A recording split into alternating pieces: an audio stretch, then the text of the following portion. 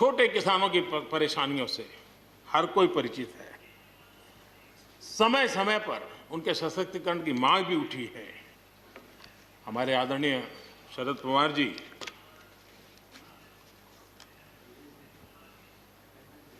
और कांग्रेस के भी हर किसी ने, हर सरकार ने कृषि सुधारों की वकालत की है। कोई पीछे नहीं है, क्योंकि हर एक को लगता है कर पाए नहीं कर पाए अलग बात है, लेकिन ये होना चाहिए, ये बात हर एक की निकली हुई है। और आज नहीं, जब भी जो जहाँ थे सबने की हुई है। और शरद राव जी ने तो अभी एक बयान भी दिया कि भाई मैं सुधारों के पक्ष में हूँ। ठीक है, पद्धति के संबंध में उनके मन में सवाल है, लेकिन सुधारों का विरोध नहीं किया है। और इसलिए मैं समझता हूं कि हमें इस विषय में हमारे साथी श्रीमान सिंधिया जी ने बहुत ही अच्छे ढंग से कई पहलुओं पर इस कानून को लेकर के यहाँ पर ये सारी बातें पिछले 2 दशक से लगातार चल रही है, हर फोरम में चली है। ऐसा नहीं है कि कोई हमारे आने के बाद हर ने कहा है और हर एक को लगा कि अब समय आ गया, हो जाए, अब समय आ गया। ये ठीक है, फुट स्टॉप कॉमा कोई इधर उधर हो सकता है, कोई ये दावा नहीं कर सकता है कि भाई हमारे समय की सोच बहुत ही बढ़िया थी। मैं भी दावा नहीं कर सकता हूं कि हमारे समय की सोच बढ़िया है, 10 साल के बाद कोई नई सोच आ ही नहीं सकती। ऐसा नहीं होता है जी। ये समाज जीवन परिवर्तनशील होता है। आज के समय हमें जो ठीक लगा, चलो चले, आगे सुधार करेंगे, नई चीजों को जोड़ेंगे। यही तो प्रगति का रास्ता होता है जी। रुकावटें डालने से प्रगति कहां होती है जी। और इसलिए, लेकिन मैं हैरान हूं, अचानक यू टर्न ले लिया भाई, ऐसा क्यों किया? ठीक है, आप आंदोलन के मुद्दों को लेकर के इस सरकार को घेर लेते हैं, लेकिन साथ साथ किसानों को भी कहते हैं कि भाई बदलाव बहुत जरूरी है, बहुत साल हो गए, अब नई चीजों को लेना पड़ेगा, तो देश आगे बढ़ता है। लेकिन अब मुझे लगता है कि राजनीति इतनी हावी हो जाती है कि अपने ही विचार छूट जाते हैं। लेकिन जो ये सब कर रहे हैं अच्छा है। आदरणीय डॉक्टर मनमोहन सिंह जी यहाँ मौजूद है, मैं उन्हीं का एक कोट आज बहुत पढ़ना चाहता हूँ। हो सकता है जो यू टर्न कर रहे हैं वो मेरी बात माने या न माने, मनमोहन सिंह जी की तो बात जरूर मानेंगे।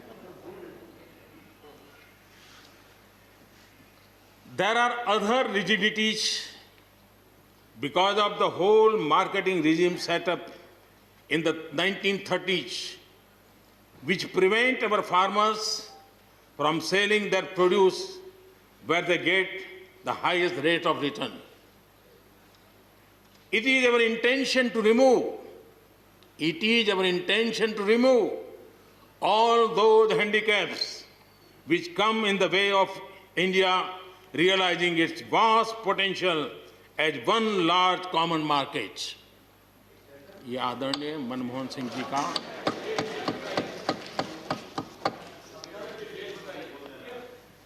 आदरणीय मनमोहन सिंह जी ने किसान को उपज बेचने की आज़ादी दिलाने, भारत को एक कृषि बाजार दिलाने के संबंध में अपना इरादा व्यक्त किया था और वो काम हम कर रहे हैं। और मुझे आप लोगों को गर्व होना चाहिए कि देखिए मनमोहन सिंह जी ने कहा था वो मोदी को करना पड़ रहा है, गर्व कीजिए।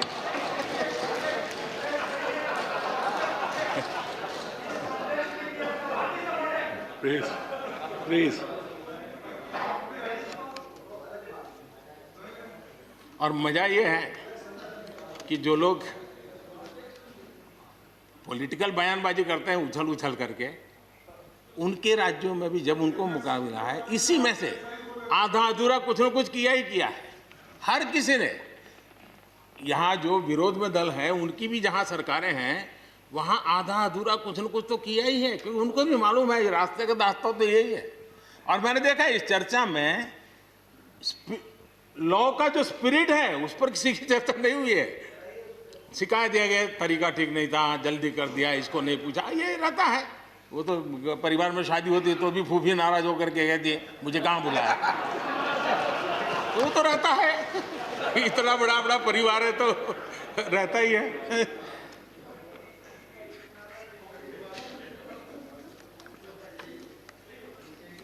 हम कुछ और बातों की ओर भी ध्यान दें। अब देखिए, दूध उत्पादन, किसी बंधनों में बंधा हुआ नहीं है, न पशुपालक बंधनों में बंधा हुआ है, न दूध बंधनों में बंधा हुआ। लेकिन मजा देखिए, दूध के क्षेत्र में या तो प्राइवेट या कोऑपरेटिव, दोनों ने एक ऐसी बड़ी मजबूत चेन बनाई है, दोनों मिलकर के इस काम को कर रहे हैं और एक बेहतरीन सप्लाई चेन हमारे देश में बनी है। इसको हमने जो अच्छा है उसको, और ये मेरे काल में नहीं बना है, आप भी इसका गर्व कर सकते हैं, मेरे काल से पहले बना हुआ है, हमें गर्व करना चाहिए। फल सब्जी से जुड़े व्यवसाय में ज्यादातर बाजारों का सीधा संपर्क रहता है, बाजारों की दखल हट गई है, इसका लाभ मिल रहा है। क्या डेयरी वाले, फल सब्जी खरीदने वाले उद्यमी, पशुपालकों की किसान, क्या जमीन पर कब्जा हो जाता है उनका? पशुपालन पर, पशु पे कब्जा हो जाता है? नहीं होता, दूध बिकता है, पशु नहीं बिकता है जी। हमारे देश में डेयरी उद्योग का योगदान कृषि अर्थव्यवस्था के कुल मूल्य में 28% से भी ज्यादा है। यानी इतना बड़ा हम एग्रीकल्चर की चर्चाएं करते हैं, इस पहलू को हम भूल जाते हैं। 28% कंट्रीब्यूशन है और करीब करीब 8 लाख करोड़ रुपयों का कारोबार है।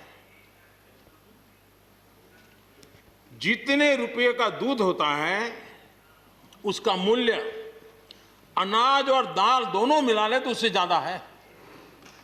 हम कभी इस तरफ देखते ही नहीं है। पशुपालकों को पूरी आजादी, अनाज और दाल पैदा करने वाले छोटे और सीमांत किसानों को जैसे पशुपालक को आजादी मिली है, इनको आजादी क्यों नहीं मिलनी चाहिए? और इन सवालों के जवाब हम ढूंढेंगे तो हम सही रास्ते पर चलेंगे। आदरणीय सभापति जी, ये बात सही है, जैसा हम लोगों की स्वभाव रहा है, घर में भी थोड़ा सा भी परिवर्तन करना हो तो घर में भी एक तनाव शुरू है। चेहरे यहाँ क्यों रखी, टेबल यहाँ क्यों रखा, घर में भी होता है। इतना बड़ा देश है और जिस प्रकार की परंपराओं से हम पले बढ़े हैं, तो ये मैं स्वाभाविक मानता हूँ। जब भी कोई नई चीज़ आती है तो थोड़ा बहुत रहता ही हमारे यहाँ, क्योंकि असमंजस की स्थिति भी रहती है। लेकिन जरा वो दिन याद कीजिए जब हरित क्रांति की बातें होती थी। हरित क्रांति के समय जो कृषि सुधार हुए, तब भी जो आशंकाएं हुई, जो आंदोलन हुए, ये वेल डॉक्यूमेंटेड है और ये देखने जैसा है। कृषि सुधार के लिए सख्त फैसले लेने के उस दौर में शास्त्री जी का हाल ये था कि अपने साथियों में से कोई कृषि मंत्री बनने को तैयार नहीं होता था, क्योंकि लगता था कि ऐसा है हाथ जल जाएंगे और किसान नाराज हो जाएंगे तो मेरी तो राजनीति समाप्त हो जाएगी। ये शास्त्री जी के समय की घटनाएं हैं। और अंत में शास्त्री जी को सी सुब्रमण्यम जी को कृषि मंत्री बनाना पड़ा था और उन्होंने रिफॉर्म्स की बातें की। योजना आयोग ने भी उसका विरोध किया था। मजा देखिए, योजना आयोग ने भी विरोध किया था। वित्त मंत्रालय सहित पूरी कैबिनेट के अंदर भी विरोध का स्वर उठा था। लेकिन देश की भलाई के लिए शास्त्री जी आगे बढ़े और लेफ्ट पार्टी जो आज भाषा बोलते हैं ना, वही उस समय बोलते थे। वो यही कहते हैं, अमेरिका के इशारे पर शास्त्री जी ये कर रहे हैं, अमेरिका के इशारे पर कांग्रेस ये कर रही है। सारा जितना आज मेरे खाते में जमा है ना, वो पहले आपके यहाँ बैंक में अकाउंट में था। सब कुछ अमेरिका के एजेंट कह दिया जाता था हमारे नेता, कांग्रेस के नेताओं को। ये सब कुछ लेफ्ट वाले जो आज भाषा बोलते हैं, वो उस समय भी उन्होंने यही भाषा बोली थी। कृषि सुधारों को छोटे किसानों को बर्बाद करने वाला बताया गया था। देश भर में हजारों प्रदर्शन आयोजित हुए थे, बड़ा मूवमेंट चला था। इसी माहौल में भी लाल बहादुर शास्त्री जी और उसके बाद की सरकार जो करती रही, उसी का परिणाम है कि जो हम कभी PL 480 मंगवा करके खाते थे, आज देश अपने किसान ने अपनी मिट्टी से पैदा की चीजों को खाता है।